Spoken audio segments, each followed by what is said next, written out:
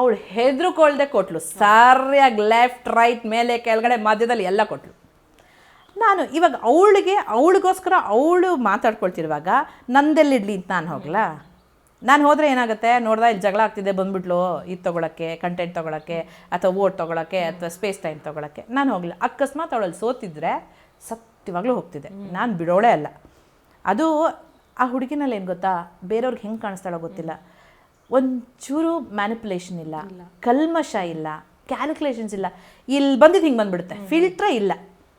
ಅದನ್ನು ಅರ್ಥ ಮಾಡ್ಕೋಬೇಕಷ್ಟೆ ಆ ಹುಡುಗಿ ಕ್ಯಾರೆಕ್ಟರು. ಅವ್ರ ಕ್ಯಾರೆಕ್ಟರ್ ಒಬ್ಬೊಬ್ಬರು ವ್ಯಕ್ತಿತ್ವ. ಇವಾಗ ಅಶ್ವಿನಿ ಗೌಡನ್ನ ಅಷ್ಟೆಲ್ಲ ಮಾತಾಡ್ತಾರೆ. ನಾನು ಅದೇ ಹೇಳೋದು, ಹೋರಾಟಗಾರ್ತಿಯಿಂದಾಗ ಹೆಂಗಿರಬೇಕು ನಿಮ್ಮ ವ್ಯಕ್ತಿತ್ವ, ಹೆಂಗಿರಬೇಕು ನಿಮ್ಮ ಭಾಷೆ.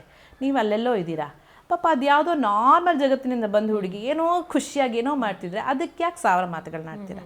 ಇಷ್ಟೇ ಆಗಿದ್ದು ತಪ್ಪೆಲ್ಲ ಹಕ್ಕಬುಕ್ಕಿ ಆದ. ಆ ಹುಡುಗಿದು ಏನೂ ತಪ್ಪಿಲ್ಲ. ಆಮೇಲೆ ಆನ್ ಪಾಯಿಂಟ್ ಡಾಟಲ್ಲಿ ಹೇಳ್ತಾಳೆ.